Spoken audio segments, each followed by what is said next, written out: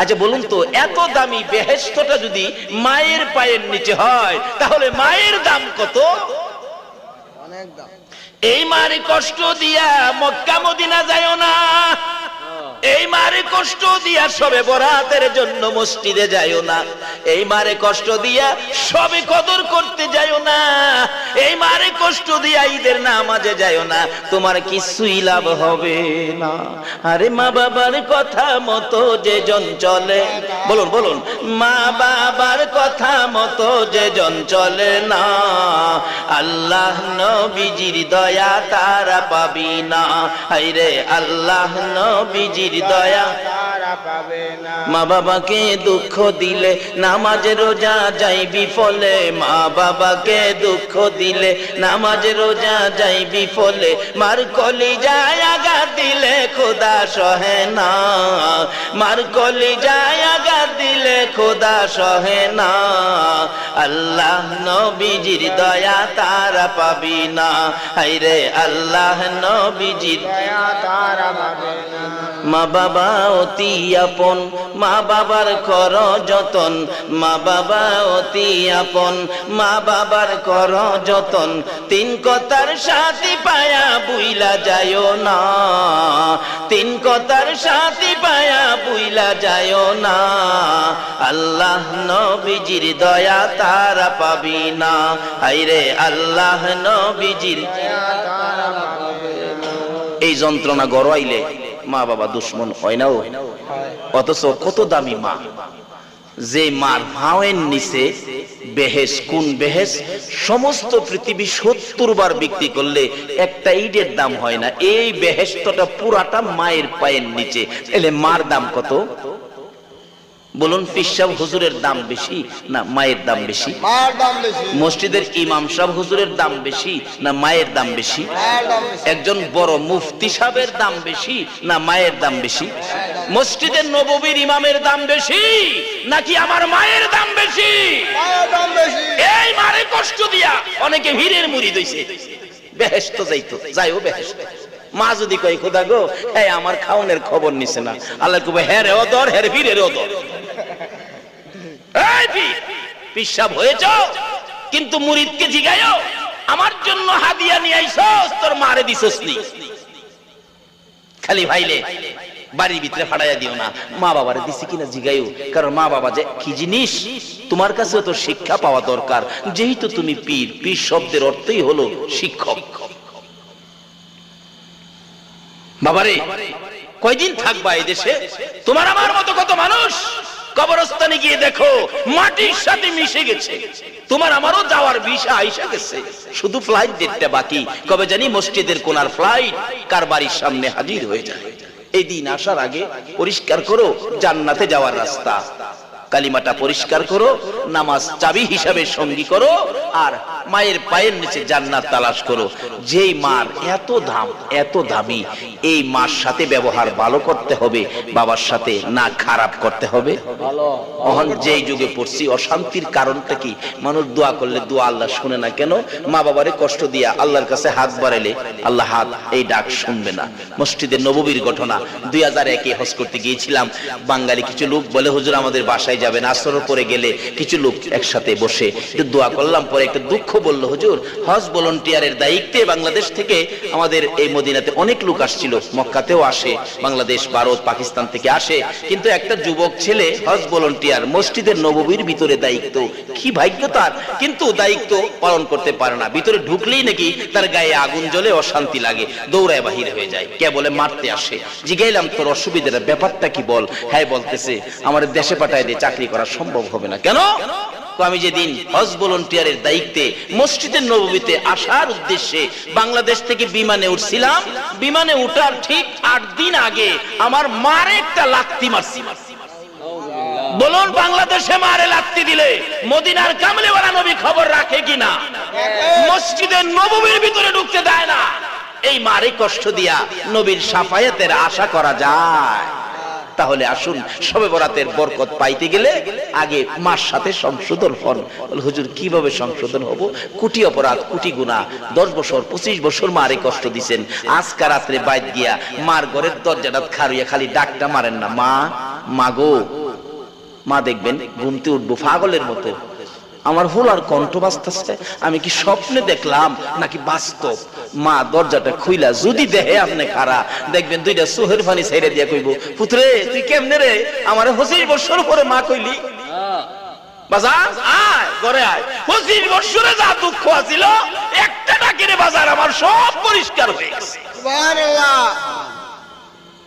এই মারে কষ্ট দিয়ে নামাজি যায়েন না, এই মারে কষ্ট দিয়ে শবে বরাত পাওয়ার জন্য যায়েন না, শবে কদর নসিব হবে না, মক্কা মদিনা যায়েন না। এই মারে দুঃখ দিয়ে হজ করলেও হজ কবুল হবে না। তাই বলতেছিলাম সামনে রমজান বরকত কিভাবে পাবেন, সামনে শবে বরাতের বরকত কিভাবে পাবেন, সামনে শবে কদর কিভাবে পাবেন। আমার নবী বলেছে তোমার মায়ের পায়ের নিচে জান্নাত, আগে এই জায়গাটা পরিষ্কার করেন। বলুন কার পায়ের নিচে জান্নাত?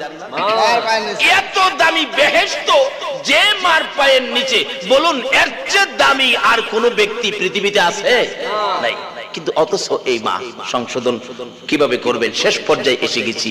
মা সন্তানের সাথে কত কম দামি হয়ে গেছে।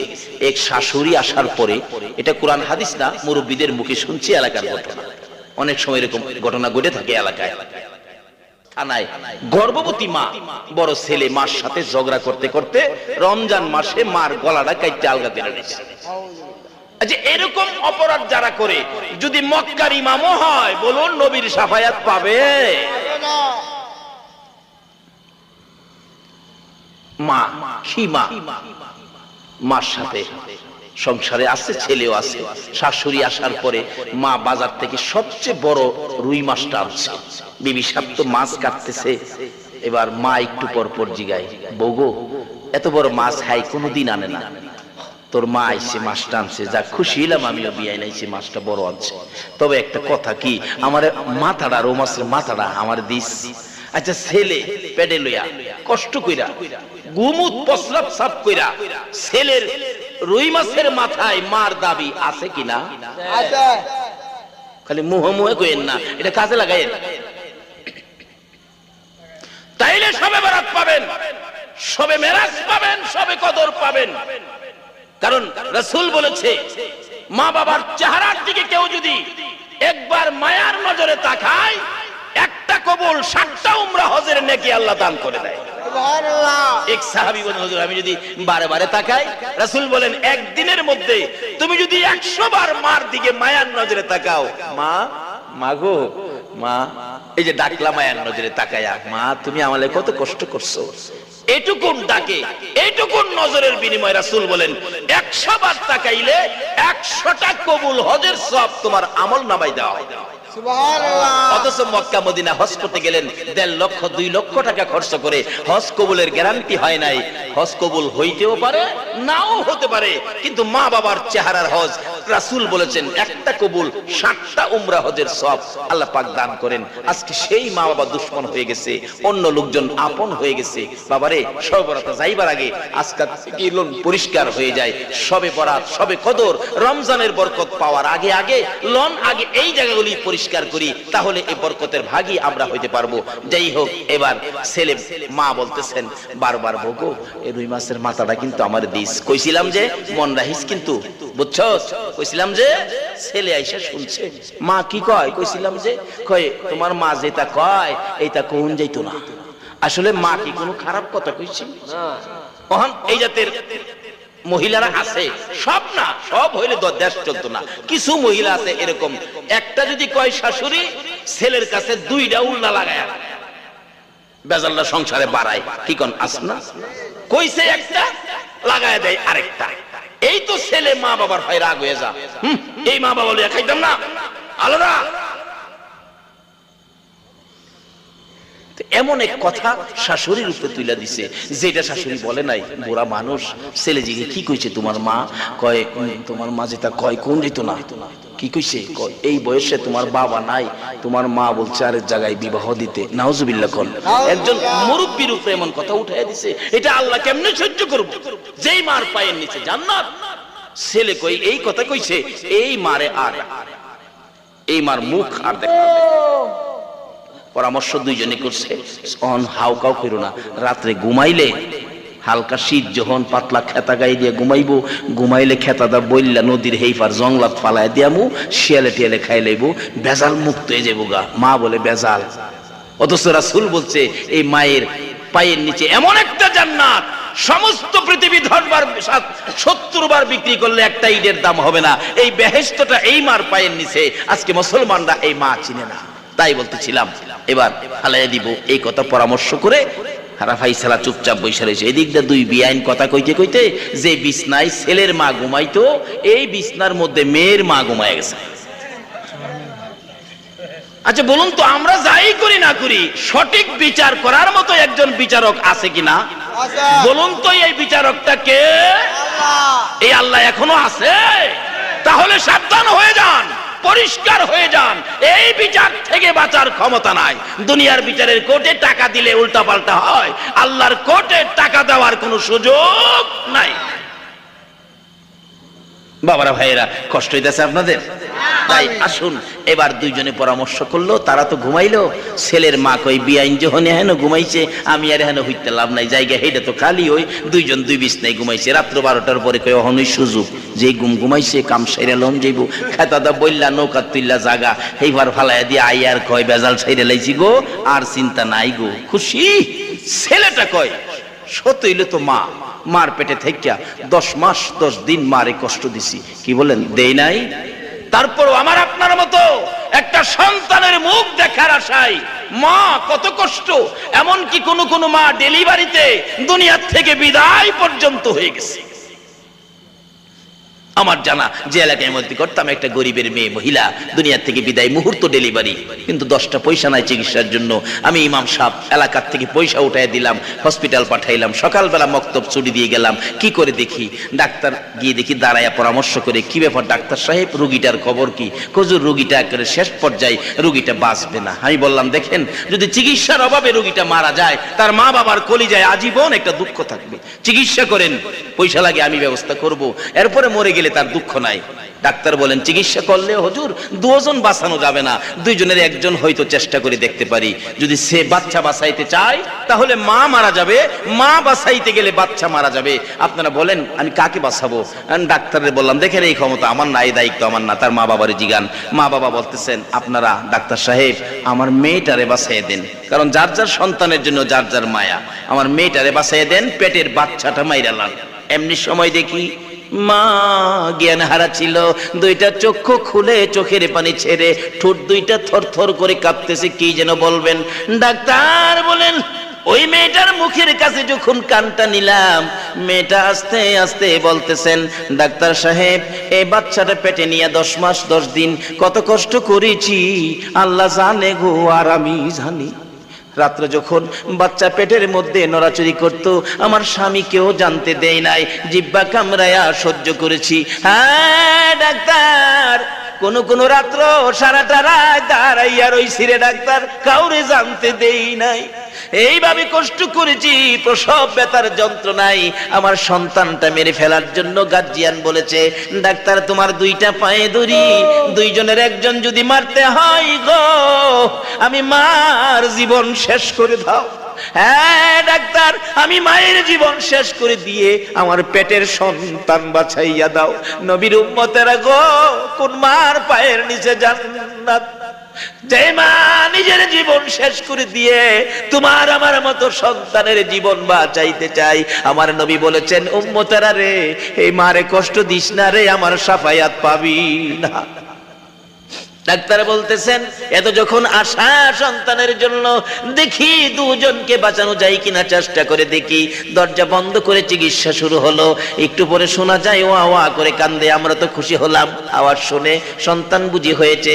ডাক্তার দরজাটা খুলে দিয়ে 2টা চোখের পানি জর্জর করে ছেড়ে দিছে। ডাক্তার সাহেব কি খবর? ও রোগীর লোকেরা শুনেন, বাচ্চা হয়েছে ছেলে, ছেলের অবস্থা ভালো, কিন্তু ছেলের মা বাঁচবে না। ভিতরে ঢুকলে বেহুশ অবস্থায় পড়ে আছে বাচ্চাটা, ওয়া ওয়া করে কান্দে। দরুদি মা এক নজরে বাচ্চার দিকে তাকাইয়া তাকাইয়া চোখের পানি ছাড়তেছে, কোনো কথাই বলতে পারতেছে না। গার্জিয়ান ভিতরে ঢুকলো, ইশারা করে বুঝাইতে চাইতেছে, মাগো তোমরা কেন কাঁদো? বুঝেছি আমি মরে যাব। মা, যেই সন্তানের মুখ দেখার জন্য আমি মায়ের জীবন দিতে যাচ্ছি, আমার সন্তান কান্দে, তোমরা কুলে নাও না। বুঝাইতে পারতেছে না, তারাও বাচ্চা কুলে নেয় না। অবশেষে বলতেছেন, মা মাগো তোমরা যদি কুলে না নাও আমি তো এখন মরে যাব, কিছুক্ষণের জন্য দাও গো আমার বাবারে আমার বুকে উঠাইয়া দাও। এই কথাটাও বুঝাইতে পারতেছে না। অবশেষে দেখলাম বাচ্চার দিকে নিজেই হাত বাড়াইতেছে। জীবনের শেষ বিদায়ের মুহূর্তে সন্তানটা একটুখানি বুকে লাগাবে, হাত বাড়াইতে বাড়াইতে বাচ্চাটার কাছাকাছি যাওয়ার আগে আগে মা দরদি বিদায় হইয়া নবীর উম্মতেরা, যেই মা তোমার আমার মতো একটা সন্তানের মুখ দেখার আশায় নিজের জীবনটা দিয়ে দিল, এই মারে কষ্ট দিও না, সবে বরাতে লাভ হবে না। এই মারে দুঃখ দিও না, সবে কদর নসিব হবে না। আল্লাহ রাসূলের দয়া মায়া কোনদিন তুমি পাইতে পারো না। এদিক দা বাচ্চা ছেলেটা ডাকতেছে, হাই রে মার পেটে থাইকে মারে কষ্ট দিলাম, কিন্তু মারে ফালাইয়া দিলাম, কাজটা করলাম কি? মার সকল কষ্টের কথা ছেলের মনে হয়ে গেছে, দুঃখ চোখের পানি জড়তেছে। বাড়িতে আইসা মার বিছানার কাছে দাঁড়ায়া কান্দে, মা মাগো কি করলাম গো মা, তোমারে জিগাইলাম না, কি কইছিলা? কথাটা কইছে, ও বাবা যুবক, তোমার বিবিও তোমাকে তোমার মা বাবার বিরুদ্ধে এরকম উল্টা পাল্টা কথা তোমাকে বুঝাইতে পারে। মারে বাবারে না জিগাইয়া অ্যাকশনে যাও না, মারে জিগাও, মা তুমি এই কথাটা বলছো, না জিগাইয়া মা বাবার বিরুদ্ধে অ্যাকশনে যাও না। তারা বুড়া মানুষ, তারা তোমার বেহেশতের নিশান, তাদের উপর অ্যাকশন সহজে যাও না, একটু ধৈর্য ধরো। আগে কেড়ে জিগাইলাম না, একটা কইতেছে, হঠাৎ করে মার কানে আওয়াজ গেছে। মা তো ওই বিছানা ঘুম থেকে উঠছে, কিরে বাবা, কিরে বাবা, কি তুমি এমন করতেছো কেন? মা তুমি তুমি না হেই ফার? কই কোন ফার? কই হেই ফার। আরে কোন ফার বেটা? হেই ফার। না আমি তো এই বিছনা, হেই ফার গেলাম কেমনে? ছেলে কই, মা এইবার তোমারে জিগাই, কারণটা কি বুঝা লই, ফালানের কথা ছিল তোমারে হেই ফার, তে এই বিছনাত কে আছি? কত শাশুড়ি আছে, কইতে ফালানের কথা তোমার হাতে ফালাইলাম তো হেলারে, ব্যাপারটা কি বুঝা লই মা? তুমি যে কইছিলা বউ গো, কইছিলাম যে খেল রাখিস, কি কইছিলা মা? খুতরে কইছিলাম তুই যে রৌ মাছ টানছস, এত বড় মাছ কোনোদিন আনস না, এই মাছটা দেখা বউরে কইছিলাম মাথাটা আমারে দিত রে খুদ, মাথাটা খাইবার লেগে আমার খুব আত্মাটা চাইছি। আচ্ছা ছেলের মাছ, মা মাথা খাওয়ার দায়িত্ব আছে না? কইছে মাছের মাথা খাইতো, আর হেলা কইছে হেইটা। ছেলের দুইটা চোখের পানি ছেড়ে দিছে, মা গো তুমি কইছো মাথা খাইতা, আর আমারে কইছে হেইডা, তুমি বলে বিয়া বইতে কইছো। মা একটা চিৎকার মারছে, মাবুদ এই বয়সে কেমনে আমার এই কলঙ্কিনী বানাইলো ছেলের কাছে? ছেলে বলেন, মা আর বিচার দিতে হবে না, বিচার হয়ে গেছে। বিচার দেওয়ার আগে বিচারক বিচার করে ফেলেছে। চাইছিলাম ফালাইতে তোমারে, এই বিচার তার দিকে চলে গেছে, আপনারে না ফালাইয়া তার মারে ফালাইয়া দিয়াইছি। আল্লাহ কয় বিচার যে দেওয়া না কি এটাই দেওয়া হইছে। যে নবীর কথা মানার জন্য আল্লাহ বলে এই নবীর কথা মানা দরকার আছে না? কেন মানবেন না? আমার নবী উম্মতের জন্য কত কষ্ট আমার নবী করেছে।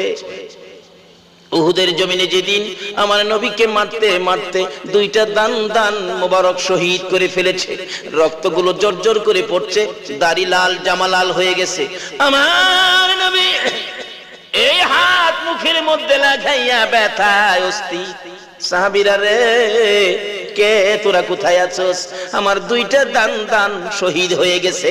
তারপরও কাফের বেঈমানেরা নবীকে ঘেরাও করে ফেলেছে। রাসূল বলেন, যেদিকে তাকাই শুধুমাত্র শত্রু বন্ধু বলে কাউরে দেখি না। ডান দিকে তাকাইলে বাম দিক থেকে আঘাত করে রে, বাম দিকে তাকাইলে ডান দিক থেকে মারে, সামনে তাকাইলে পিছন দিক থেকে মারে, পিছনে তাকাইলে সামনের দিক থেকে মারে। এইভাবে মারতে মারতে আমি নবীর মাথার লোহার টুপি টুকরা টুকরা করে জমিনে ফেলে দিল। কিন্তু দুইটা লম্বা লম্বা টুকরা নবীজির দুই পাশে দিয়ে মাথার মস্তকের ভিতরে ঢুকে গেল। টানাটানি করে খোলার জন্য খোলা যায় না, শুধুমাত্র রক্ত বাহির হয়। আমার নবী এতিম নবী ব্যথায় অস্থির, মাথা চক্কর খাইয়া জমিনে পড়ে গেল। যে জায়গাটার মধ্যে উহুদের জমিনে রাসূল পড়েছিল এখনো জায়গাটা আগের মতো রয়ে গেছে। তারপরও নবীকে মারতে ছিল দুনিয়া থেকে বিদায় করে দেওয়ার জন্য। এমন সময় হযরতে জিবরাইল গো আমার নবীর শিশু বাচ্চার মতো এইভাবে কোলে উঠাইয়া টান দিয়ে সরাইয়া নিয়ে আসছে, আর মারতে দেয় না। আমার নবী জ্ঞানহারা হয়ে গেছে। উহুদ পাহাড়ের মাঝামাঝি, নিজের চোখে দেখে আসছি, নিচ থেকে দেখা যায় না এমন একটা জায়গায় নবীকে নিয়ে গেছে। উহুদ পাহাড়ের মাঝামাঝি নিয়ে জিবরাইল ডাকতেছে, রে উহুদের পাথর, ও উহুদের পাহাড় দেখ, যেই নবী না হইলে তোরা হতে না, আমি হতাম না, কুল কায়নাতের কিছুই হতো না। রে উহুদের পাথর, এই নবী বেহুশ হয়ে পড়ে আছে রে, নবীকে শোয়ানোর জন্য একটু বিছানার ব্যবস্থা করে দে। জিবরাইল বলেন পাথরের কাছে এই নবীর পরিচয়টুকু দেওয়ার সঙ্গে সঙ্গে দেখি রে লম্বা একটা পাথর ফাইটা তোলার মতো নরম বিছানা হইয়া যায়। নারে তাকবীর। আমার নবী বলেন, আরে জিবরাইল এই বিছানায় আমারে শুয়াইলি। জিবরাইল বলেন, আমি আশ্চর্য হয়ে গেলাম, যেই নবীর পরিচয় টুকুন শুনাইলে পাথর তোলার মতো নরম বিছানা হয়, এটা কেমন নবী গো? এই নবীরে উম্মত হইয়া চিনলাম না। নবীকে শুয়াইয়া মাথার পাশে বসে বসে জিবরাইল প্রশ্ন করে, ইয়া রাসূলুল্লাহ, আল্লাহর নবী গো, দাঁত ভাঙ্গা ব্যথা কেমন লাগে আমার কাছে বলুন। হুজুর মাথা ভাঙ্গার ব্যথা কেমন লাগে গো বলুন না, আমি জিবরাইলের কাছে বলুন না। আমার নবী ছোট্ট ছোট্ট সুরে চোখের পানি ছেড়ে ডাকে, জিবরাইল রে আয় রে, আমি ব্যথার খবর জানাই। রে জিবরাইল, দাঁত ভাঙ্গা ব্যথা কেমন লাগে জিগাইলি, মাথা ভাঙ্গা ব্যথা কেমন লাগে জিগাইলি। জিবরাইল, আমার উম্মতের ব্যথা কেমন লাগে জিগাইলি না। ও জিবরাইল শুনো, দাঁত ভাঙ্গা ব্যথা মাথা ভাঙ্গা ব্যথার চাইতে রে আমার গুনাহগার উম্মতের ব্যথা বেশি। সুবহানাল্লাহ। আরে দয়ালু নবী প্রেমের ছবি আর আসবে না জগতে, বলুন দয়ালু নবী প্রেমের ছবি আর আসবে না হাসর দিনে উম্মত বিনে, হাসর দিনে উম্মত বিনে যাবে না নবীজি বেহেশতে। দয়ালু নবী প্রেমের ছবি আর আসবে না জগতে, আমার দয়ালু নবী প্রেমের ছবি আর আসবে না। 63 সাল জিন্দিগি কাছে বলে উম্মতি, 63 সাল জিন্দিগি কাছে বলে উম্মতি, এখনো কান্দে শুয়ে মদিনাতে নবী, এখনো কান্দে শুয়ে মদিনাতে। দয়ালু নবী প্রেমের ছবি আর আসবে না জগতে, আমার দয়ালু নবী প্রেমের ছবি আর আসবে না। যেই নবী এত ব্যথায় ব্যথিত তারপরও নিজের ব্যথা ভুলে গিয়ে উম্মতের ব্যথা প্রকাশ করে, বলুন এই নবীর কথা মানা আমাদের দরকার আছে কিনা? হযরত আলীকে বলেন, আলী বেহেশতের মূল্য দিয়ে ঘুমায়ো। আলী বলেন, হুজুর আমি গরিবী অবস্থায়, আমার সম্ভব না, এত দাম, সমস্ত পৃথিবী 70 বার বিক্রি করলে বেহেশতের মূল্য হবে না। আচ্ছা বলুন তো, এত দামি বেহেশতটা যদি মায়ের পায়ের নিচে হয় তাহলে মায়ের দাম কত? অনেক দাম। এই মারে কষ্ট দিয়া মক্কা মদিনা যায়ও না, এই মারে কষ্ট দিয়া সবে বরাতের জন্য মসজিদে যায়ও না, এই মারে কষ্ট দিয়া সবে কদর করতে যায়ও না, এই মারে কষ্ট দিয়া ঈদের নামাজে যাইও না, তোমার কিছুই লাভ হবে না। আরে মা বাবার কথা মতো যে জন চলে, বলুন বলুন, মা বাবার কথা মতো যে জন চলে না, আল্লাহ নবীজির দয়া তারা পাবি না। হায়রে আল্লাহ নবীজির দয়া তারা পাবে না। মা বাবাকে দুঃখ দিলে নামাজ রোজা যাইবি ফলে, মা বাবাকে দুঃখ দিলে নামাজ রোজা যাইবি ফলে, মার কলিজায় আঘাত দিলে খোদা সহে না, মার কলিজায় আঘাত দিলে খোদা সহে না, আল্লাহ নবীজির দয়া তারা পাবি না। হায়রে আল্লাহ নবীজির দয়া তারা পাবে না। মা বাবা অতি আপন, মা বাবার কর যতন, মা বাবা অতি আপন, মা বাবার কর যতন, তিন কথার সাথী পায়া বুইলা যায়ও না, তিন কথার সাথী পায়া বুইলা যায়ও না, আল্লাহ নবীজির দয়া তারা পাবি না। হায়রে আল্লাহ নবীজির দয়া তারা পাবে না। এই যন্ত্রণা গড়াইলে মা বাবা দুশ্মন হয় না, অথচ কত দামি মা, যে মার ভাওয়ের নিচে বেহেশ, কোন বেহেশ সমস্ত পৃথিবী 70 বার বিক্রি করলে একটা ইটের দাম হয় না, এই বেহেশতটা পুরাটা মায়ের পায়ের নিচে। এলে মার দাম কত বলুন? পীর সাহেব হুজুরের দাম বেশি না মায়ের দাম বেশি? মার দাম বেশি। মসজিদের ইমাম সাহেব হুজুরের দাম বেশি না মায়ের দাম বেশি? একজন বড় মুফতি সাহেবের দাম বেশি না মায়ের দাম বেশি? মসজিদের নববীর ইমামের দাম বেশি নাকি আমার মায়ের দাম বেশি? মায়ের দাম বেশি। এই মারে কষ্ট দিয়া অনেকে হীরের মুড়ি দইছে, বেহেশত যাইতো, যাইও বেহেশত। মা যদি কই খোদা গো এই আমার খাওনের খবর নিছে না, আল্লাহ কবে হ্যাঁ রে ওদর, হ্যাঁ রে বীরের ওদর। এই পিসাব হয়েছ কিন্তু মুরিদকে জিগায়ও আমার জন্য হাদিয়া নিয়ে আইছস, তোর মারে দিছস নি।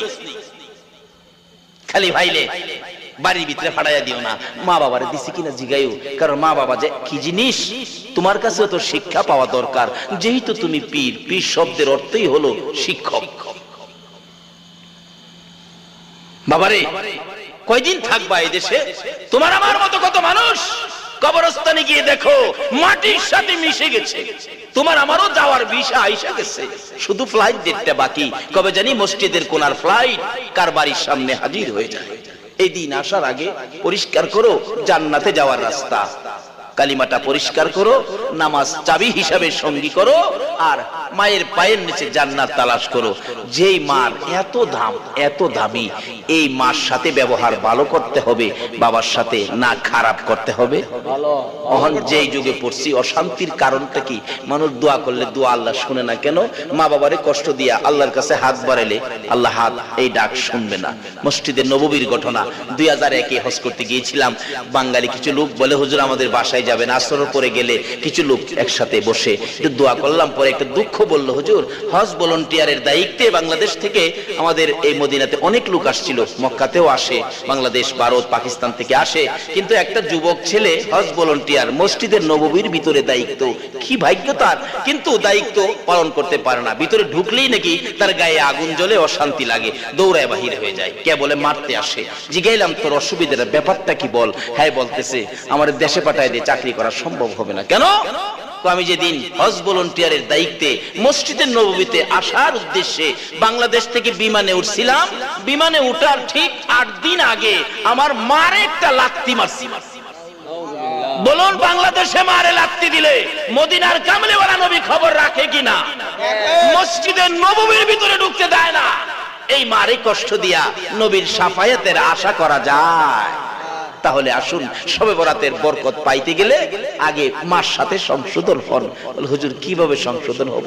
কোটি অপরাধ, কোটি গুনাহ, 10 বছর 25 বছর মারে কষ্ট দিছেন। আজকে রাত্রে বাইত গিয়া মার ঘরের দরজাটা খাড়িয়া খালি ডাকটা মারেন না, মা মাগো।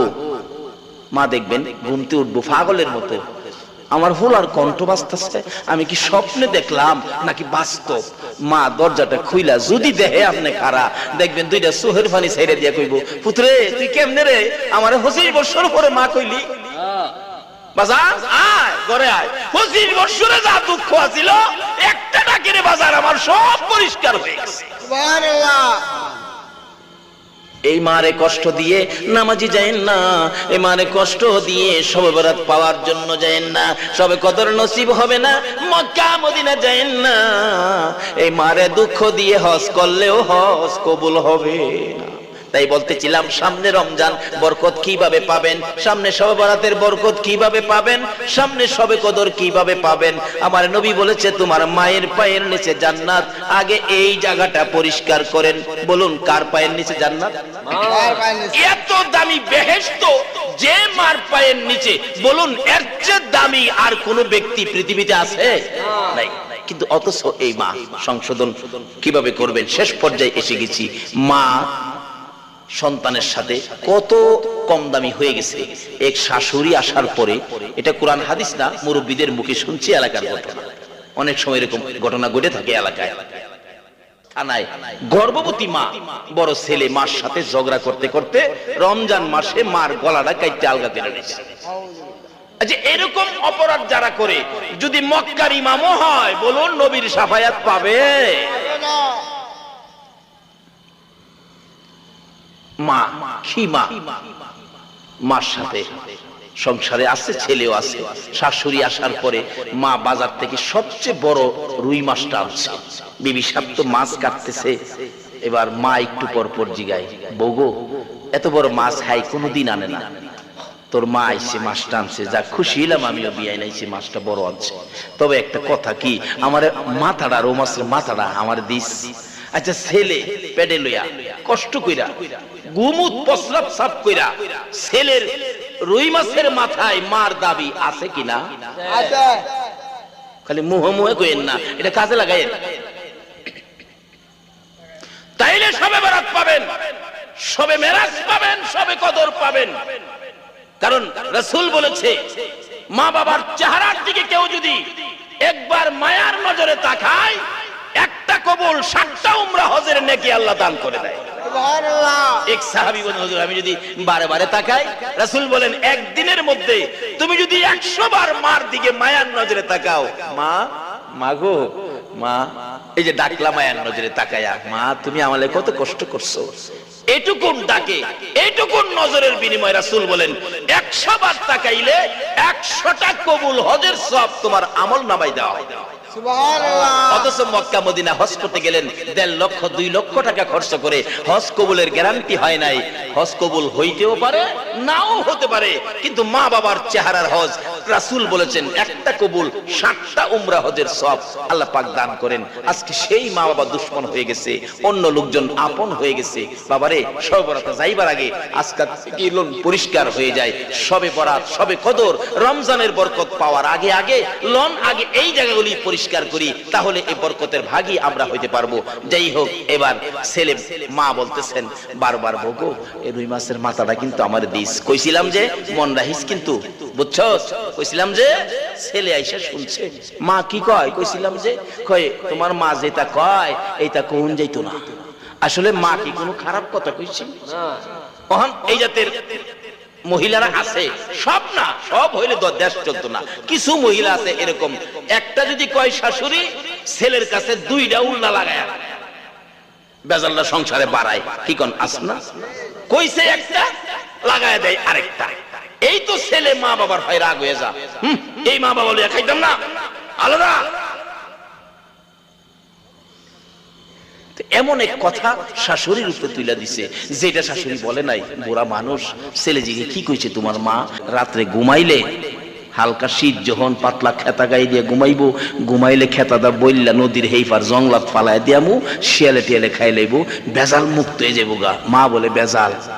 অথচ রাসূল বলছে এই মায়ের পায়ের নিচে এমন একটা জান্নাত, সমস্ত পৃথিবী 10 বার 70 বার বিক্রি করলে একটা ইটের দাম হবে না। এই বেহেশতটা এই মার পায়ের নিচে। আজকে মুসলমানরা এই মা চিনে না। তাই বলতেছিলাম, এবার হালাইয়া দিব এই কথা পরামর্শ করে ফাইসালা চুপচাপ বৈশা রয়েছে। এদিকটা 2 বিআইন কথা কইতে কইতে যে বিছনায় ছেলের মা ঘুমাইতো, এই বিছনার মধ্যে মেয়ের মা ঘুমায় গেছে। আচ্ছা বলুন তো, আমরা যাই করি না করি, সঠিক বিচার করার মতো একজন বিচারক আছে কিনা? বলুন তো, এই বিচারকটা কে? এই আল্লাহ এখনো আছে। তাহলে সাবধান হয়ে যান, পরিষ্কার হয়ে যান। এই বিচার থেকে বাঁচার ক্ষমতা নাই। দুনিয়ার বিচারের কোর্টে টাকা দিলে উল্টাপাল্টা হয়, আল্লাহর কোর্টে টাকা দেওয়ার কোনো সুযোগ নাই। বাবারা ভাইয়েরা, কষ্ট হইতেছে আপনাদের? তাই আসুন, এবার দুইজনে পরামর্শ করলো, তারা তো ঘুমাইলো। ছেলের মা কই বিআইন যখন হেন ঘুমাইছে, আমি আর হেন হইতে লাভ নাই, জায়গা হেইটা তো খালি। ওই দুইজন দুই বিছনায় ঘুমাইছে। রাত্র 12টার পরে কই অহনই সুযোগ, যে ঘুমাইছে কাম সাইরা লম যাইব। খেতাদা বললা নৌকা তুললা জাগা এইবার ফালাইয়া দিয়ে আইয়ার কয় বেজাল সাইরা লাইছি গো, আর চিন্তা নাই গো, খুশি। ছেলেটা কয় সতইলে তো মা, মার পেটে থাকিয়া 10 মাস 10 দিন মারে কষ্ট দিছি, কি বলেন দেই নাই?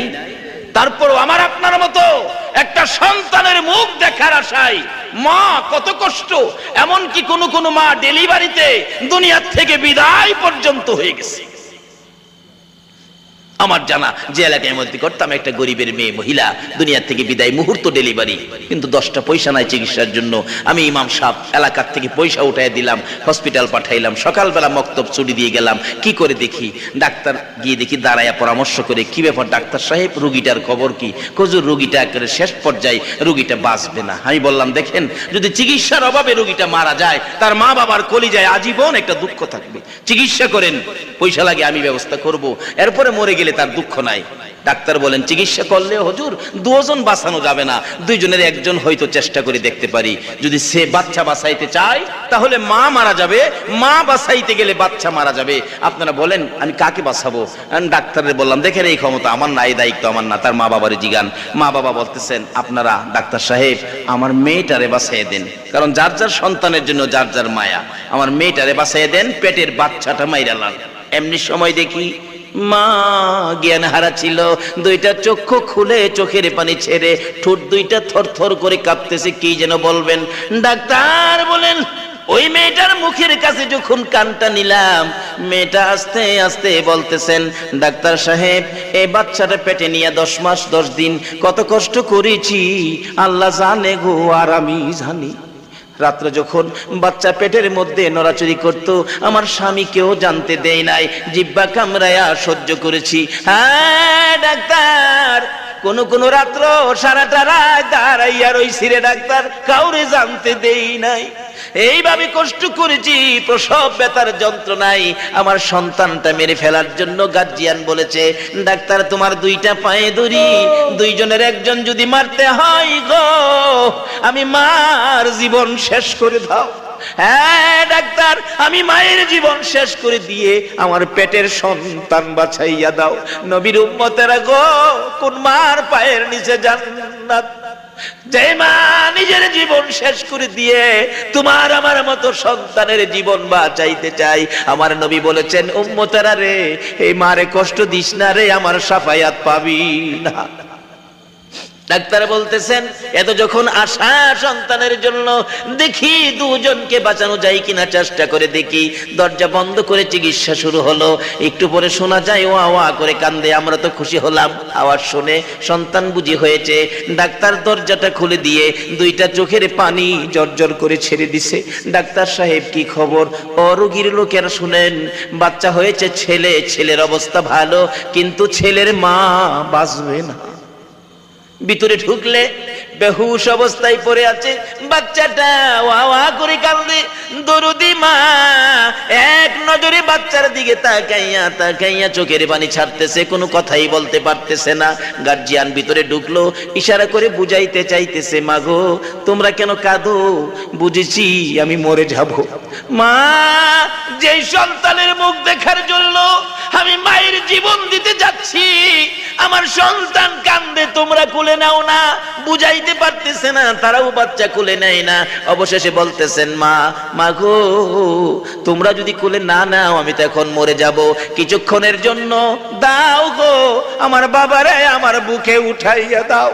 এই কথাটাও বুঝাইতে পারতেছে না। অবশেষে দেখলাম বাচ্চার দিকে নিজেই হাত বাড়াইতেছে।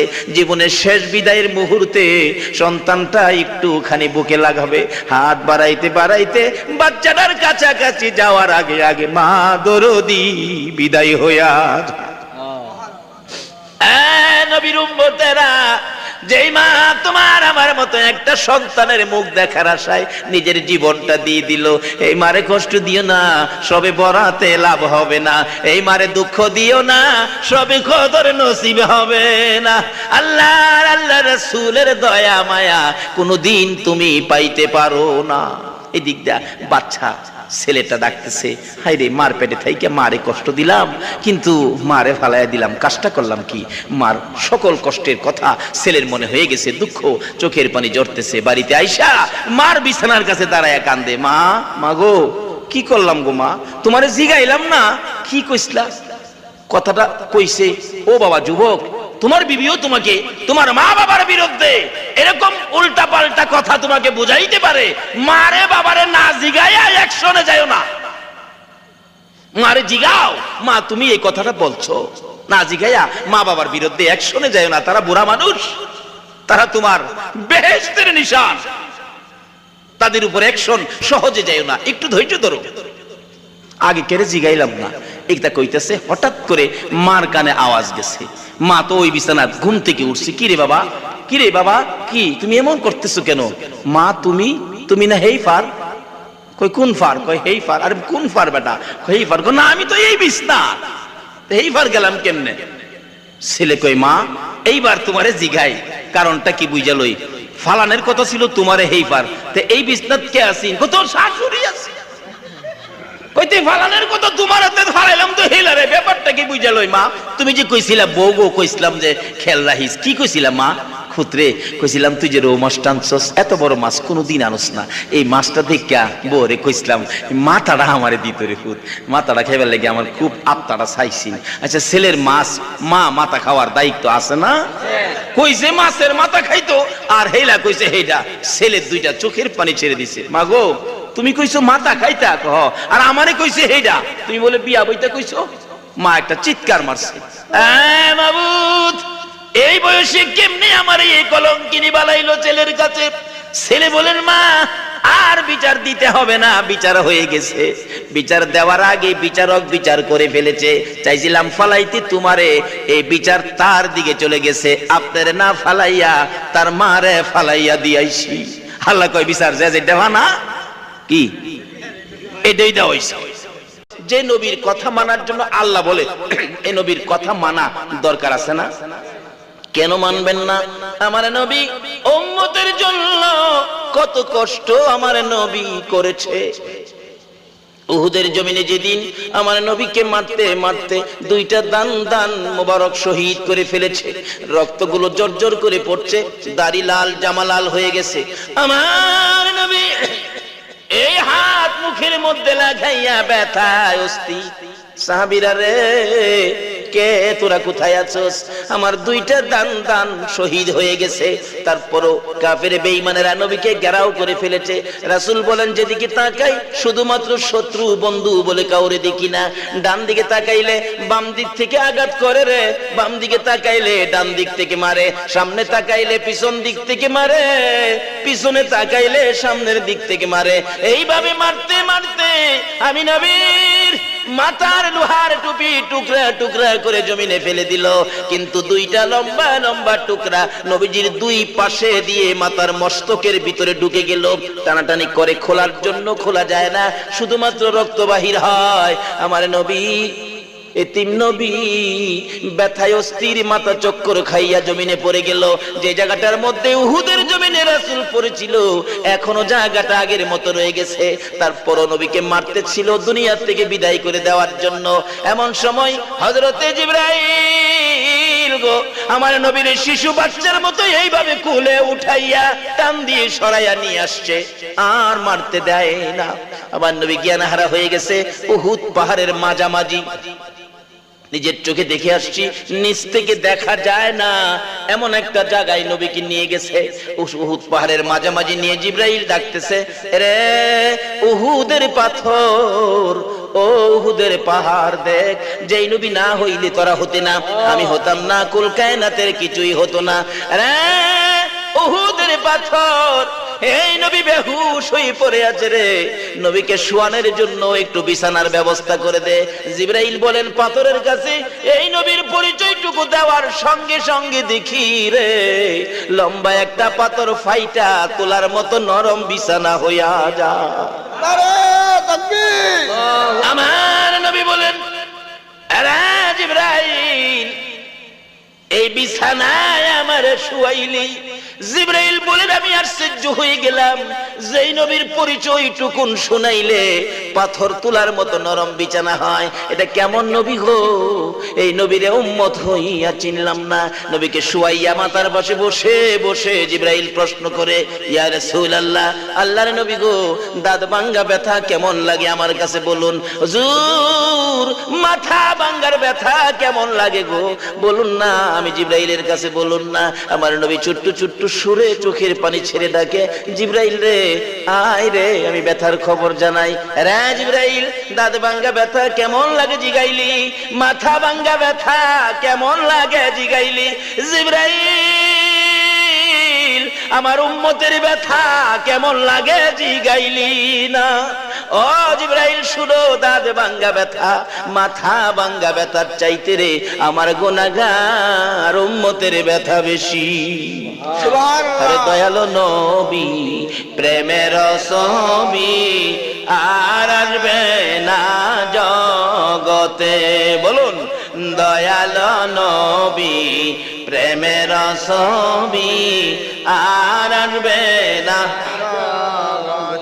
হাসর দিনে উম্মত বিনে, হাসর দিনে উম্মত বিনে যাবে না নবীজি